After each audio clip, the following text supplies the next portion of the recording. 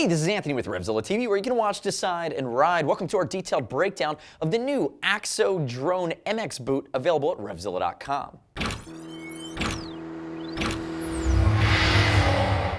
So at first glance, you're looking at a just north of $100 MX boot. In my opinion, I consider that to be mid-range to entry level. So keep that in mind, hardcore off-road riders out there, that this is going to be a little bit of no frills, but in our opinion, it provides a great deal of bang for the buck for the entry-level rider or for people that are just emerging into the sport. Now we threw it on the scale, 3 pounds 9 ounces. It's going to be a little bit lighter weight compared to some of the more pro model or heavier duty boots that we do carry on the site. But again, keep that in mind. It's not built for the pro level racer. It's potentially built for the weekend warrior.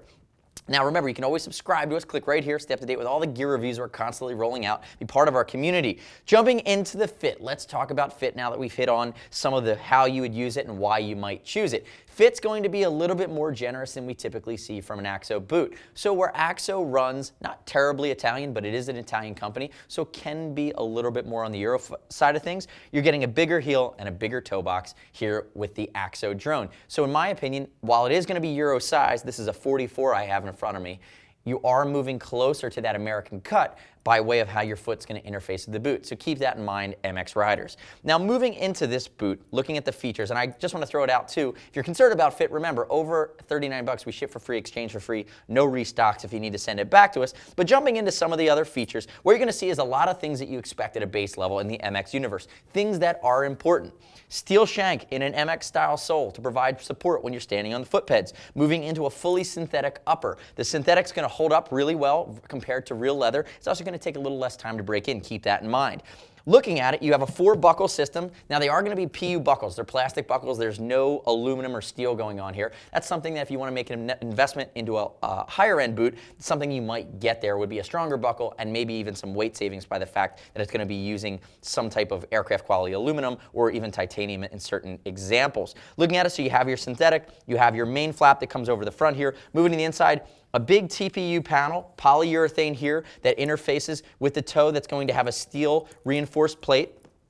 Moving in, we talked about the double stitching of the Goodyear style welt sole. And then moving up on the inside, you see that TPU come all the way up, protection around, or continued protection around the malleolus, which would be here in your ankle bone. And notice here on the heel and on the toe, nice big cockpits that are going to give good protection and encapsulation for your vital parts of your foot, especially if you happen to go down. Now also notice as we get up here, double layer of synthetic leather that's going to provide a good heat shield. So remember, you're going to be gripping the bike, it's going to interface on the side of your plastics, and then also you could, depending on what you're riding, get some heat transferred this way. So it's always good to have the areas of reinforcement and to be doubled up here, especially towards the top. Elasticated bellows along the Achilles tendon. Notice PU for protection here up at the top of the back of the calf. And I might as well jump right in. One of the things I do like about the top of this boot are the volume.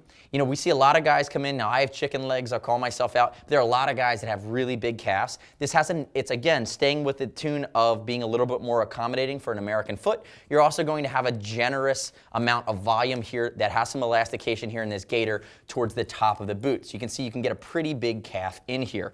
Moving it to the lateral side, to the outside. What I like is that you have this area of PU that creates this wedge in front of this last buckle, and you have it on the backside too. In a really gnarly crash, if that wasn't there, if that seat wasn't there, that kind of created more parity with the height of this buckle versus the actual outer side of the leather on the boot, what you could do is you could potentially shear that off. And by having that little ramp or that little wedge in front, you're giving yourself a good chance to where if you have a nasty spill on the outside of your left side or your right side, what's going to happen is that buckle's most likely going to stay intact. PU buckles all the way up, a lot of plastic on this boot.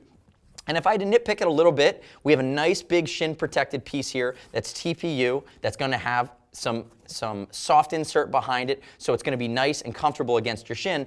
I would love to see it go maybe a little bit down, a little bit further down the front of the instep. But again, I might be splitting hairs here because we are talking about a boot that's just over $100. Typically, to get this type of protection, you're a lot of times spending north of 200 bucks. So you've got a lot of value here in a boot that's designed pretty well. Now, if I open up the buckles, I'll show you the guts of it as we kind of round it out here.